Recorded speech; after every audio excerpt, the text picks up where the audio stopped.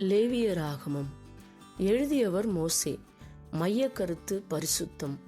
எழுதப்பட்ட காலம் கிமு 1445 முதல் 1405 வருடம். இப்புத்தகத்தை எழுதியவர் மோசே என்று கூறப்படுகிறது. இந்த புத்தகம் யாத்ராகம புத்தகத்தோடு நேரடி தொடர்பு கொண்டது.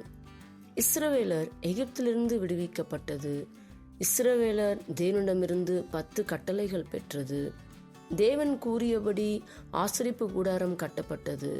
ஆசரிப்பு கூடாரம் கட்டி முடிக்கப்பட்டது முதல் சீனாய் மலையிலிருந்து இஸ்ரவேலர் புறப்பட்டு சென்றது வரையும் தேவன் மோசேக்கு கொடுத்த கட்டளைகளும் அறிவுரைகளும் இந்த புத்தகத்தில் எழுதப்பட்டுள்ளது. இந்த புத்தகத்தில் காணப்படும் 2 முக்கிய பகுதிகள். ஒன்று, பாவ நிவாரணம், 1-16 அதிகாரம் வரை. இஸ்ரவேல் மக்கள் பாவம் செய்து தேவனை விட்டு தூர போகும்போது மீண்டும் அந்த பாவத்திலிருந்து நிவாரணம் பெற என்னென்ன வழிகள் உண்டு என்பதை பற்றி இந்த பகுதி விளக்கியுள்ளது. சகல பாவங்களுக்காகவும் ஆண்டுக்கு ஒரு முறை பலி செலுத்தும் முறை பற்றியும் இங்கு கூறப்பட்டுள்ளது. இரண்டாவதாக பரிசுத்தம், 17 அதிகாரத்திலிருந்து 27 அதிகாரம் வரை கூறப்பட்டுள்ளது. பரிசுத்தமாய் வாழ்வதற்கு அனுசரிக்க வேண்டிய கட்டளைகள் கொடுக்கப்பட்டுள்ளது.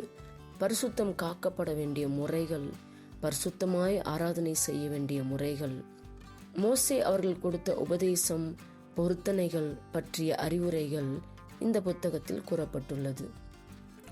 இந்த புத்தகத்தின் சிறப்புகளை பார்க்கலாம். தேவனுடைய கட்டளைகள் யாவும் நேரடியாக கூறப்பட்டுள்ளது. தேவன் மோசேயோடு பேசினார் என்று வெளிப்படையாக 38 இடங்களில் கூறப்பட்டுள்ளது. பல்வேறு பலிகள் செலுத்த வேண்டிய விதம், பாவ நிவாரணத்தின் துல்லியமான விளக்கங்கள் தரப்பட்டுள்ளது. பாவ நிவர்த்தி எந்தெந்த நாட்களில் செலுத்தப்பட வேண்டும் என்று 16 அதிகாரத்தில் மிக தெளிவாக குறிப்பிடப்பட்டுள்ளது. லேவியர்களாக அழைப்பு பெற்ற இஸ்ரவேல் மக்கள் பரிசுத்தமாகவும் கீழ்ப்படிந்திருப்பவர்களாகவும் வாழ வேண்டும் என்பதை பற்றி வலியுறுத்தப்பட்டுள்ளது. இந்த புத்தகத்தின் மூலம் இன்றைக்கு வாழ்ந்து கொண்டிருக்கும் நாம் அறிந்து கொள்ள வேண்டிய 2 காரியங்கள்.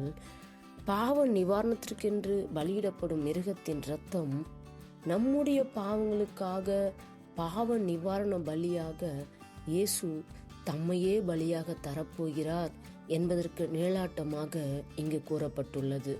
அடுத்ததாக பரிசுத்தமாய் வாழ வேண்டும் என்று வலியுறுத்தப்பட்டுள்ளது.